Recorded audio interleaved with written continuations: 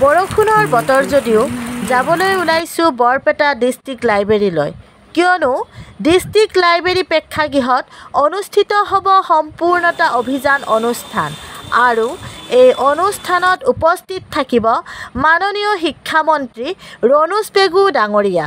শিক্ষামন্ত্ৰী ৰণোজ পেগু ডাঙৰীয়াই প্ৰদান কৰা বক্তব্যত অংগনবাড়ীৰ বিষয়ে গুৰুত্বপূৰ্ণ মন্তব্য আগবঢ়াব। গতিকে ভিডিঅ'টো আপোনালোকে শেষলৈকে চাব আৰু যিসকল বন্ধু বান্ধৱীয়ে মোৰ চেনেলটো নতুনকৈ চাই আছে প্লিজ চেনেলটো ছাবস্ক্ৰাইব কৰি ল'ব।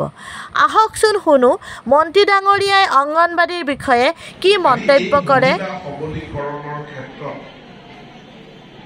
এই সম্পূৰ্ণতা অভিযানত যিখিনি মহিলা আত্মসহায়ক গোট আছে, যিসকলে পঞ্চসূত্ৰ পালন কৰে, মানে গোট গঠন কৰি কাগজত 10টা নাম লিখি দিলেই সেইটো গোট হৈ নাযায়।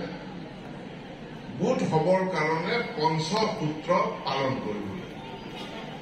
যেনে গোটৰ নিয়মীয়া মিটিং হ'ব লাগিব, গোটৰ ভিতৰতে ঋণ লোৱা দিয়া ব্যৱস্থা থাকিব লাগিব, প্ৰচিডিং বুক লেজাৰ বুক তেওঁলোকৰ থাকিব লাগিব, তেওঁলোকৰ বেংক একাউণ্ট থাকিব লাগিব। এই পঞ্চসূত্ৰ পালন কৰা যি আত্মসহায়ক গোট আছে, সেই আত্মসহায়ক গোটক ৰিভলভিং ফাণ্ড চৰকাৰৰ পৰা পোৱা অৱস্থালৈকে লৈ নিব লাগিব। সেইটো এই সম্পূৰ্ণতা অভিযানৰ অংশ।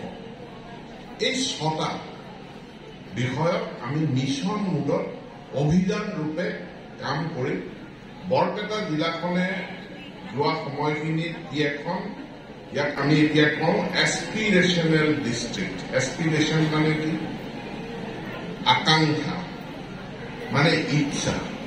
মই পিছপৰা হৈ আছিলো, মই আগবাঢ়িবলৈ ইচ্ছা কৰিছো, সেইকাৰণে অসমীয়াত মোক ক'ব আকাংক্ষী জিলা আৰু ইংৰাজীত ক'ব এছপিৰেশ্যনেল ডিষ্ট্ৰিক্ট।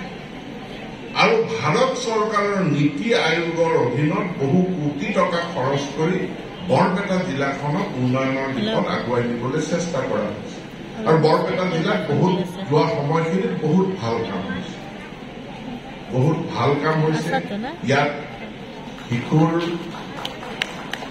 স্বাস্থ্যৰ ক্ষেত্ৰত, মাতৃৰ স্বাস্থ্যৰ ক্ষেত্ৰত প্ৰধানমন্ত্ৰী কিষাণ সন্মান নিধি প্ৰাপ্তিৰ দিশত বৰপেটা জিলা অসমৰ ভিতৰতে 1 নম্বৰ।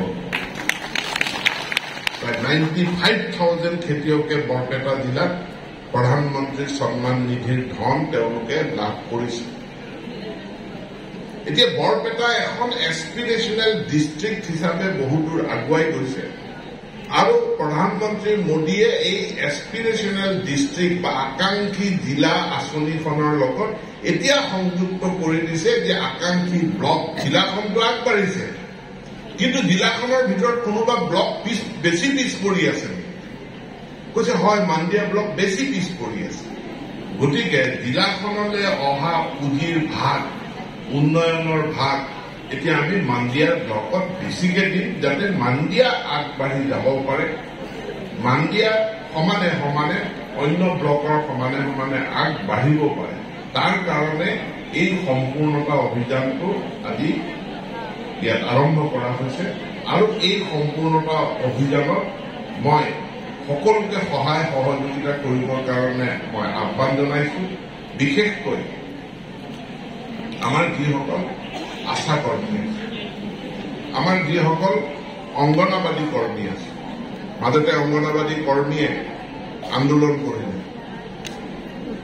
কিন্তু অংগনবাদী কৰ্মীৰ এনেকুৱা সেৱাটো এনেকুৱা, এইটো আন্দোলন কৰিলে ল'ৰা ছোৱালী, যি অবোধ বালক শিশু যাৰ বয়স 6 বছৰ হোৱাই নাই, সেই শিশুৰ খাদ্য বন্ধ কৰি, সেই শিশুৰ পোষণ ট্ৰেকাৰত ডাটা দিয়া বন্ধ কৰি, সেই শিশুক তেওঁলোকৰ পুষ্টিৰ পৰা বঞ্চিত কৰি কৰা আন্দোলনটো কোনো ধৰণে মানৱীয় আন্দোলন হ'ব নোৱাৰে। তেনেকুৱা কাম মই নকৰিবৰ কাৰণে আমি চৰকাৰখনৰ পৰা আহ্বান জনাইছো। আপোনালোকৰ কি কথা আছে আমি সময়ে সময়ে কথা পাতি থাকো, লগ পাই থাকো, কিন্তু শিশুক, বাচ্চাক কেতিয়াও তেওঁলোকক ভিক্টিম কৰিব নালাগে, তেওঁলোকক বলিৰ পাঠা তেওঁলোকক বনাব নালাগে। তেওঁলোকৰ যি প্ৰাপ্য ভেকচিনেশ্যন, তেওঁলোকৰ প্ৰাপ্য আমি তাৰ ব্যৱস্থা কৰিবই লাগিব। পুষ্টি তেওঁলোকৰ প্ৰাপ্য আমি তাৰ ব্যৱস্থা কৰিবই লাগিব। চিকিৎসা তেওঁলোকৰ অধিকাৰ, আমি তাৰ ব্যৱস্থা কৰিবই লাগিব। শিক্ষা তেওঁলোকৰ অধিকাৰ, আমি তাৰ ব্যৱস্থা কৰিবই লাগিব। তাক লৈ কেতিয়াও কোনো ক্ষেত্ৰত কোনো ধৰণৰ দৰ দাম হ'ব নোৱাৰে আৰু দৰ দাম এইখন চৰকাৰে নকৰে। সেইটো অতি স্পষ্ট। শিশুৰ কাৰণে প্ৰয়োজন সাপেক্ষে চৰকাৰখনে যদি কোনো কঠোৰ সিদ্ধান্ত গ্ৰহণ কৰিব লগা হয় গ্ৰহণ কৰিব। এতিয়া আমি ডিচিসকলক এম্পাৱাৰ কৰি দিছো যে কোনোবা অংগনবাদী কেন্দ্ৰত